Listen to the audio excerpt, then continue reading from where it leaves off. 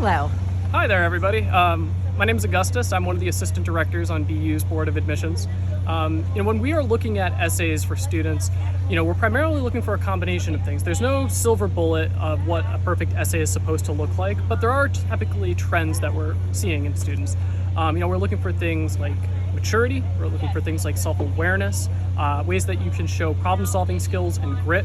Obviously, we're looking at things like grammar and making sure that you are writing sentences that are spelled correctly. All of these things are important, but at the end of the day, what we really want is to hear your voice in the essay. So make sure when you're reading it that it sounds like something you would say and it's a story that sounds authentic to you and not just something that you think we would want to hear. I love it. And are you still seeing students answer that COVID optional question on the Common App or not as much? We are still seeing those. As time has gone on, seniors this year would most likely have been freshmen during those years. But students are still answering it. They are explaining the impacts of how it has affected them and continues to affect them.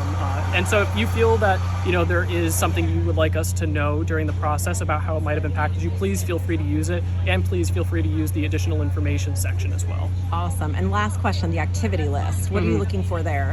So again, there's no silver bullet of what we're trying to see, but what we would want to see is probably that a student is, showing growth through their experiences. Maybe you started as a general member of a club and now you're the vice president, president, secretary of it.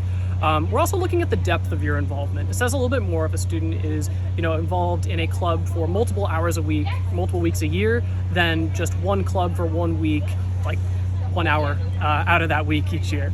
So, think about the depth of your involvement when you're deciding what you're going to put on there. And along with that, make sure that the things you're putting are things that you're passionate about, things that you might want to continue with in college, because that is something that we will be looking at and saying this student might be joining this club if they were to come to campus.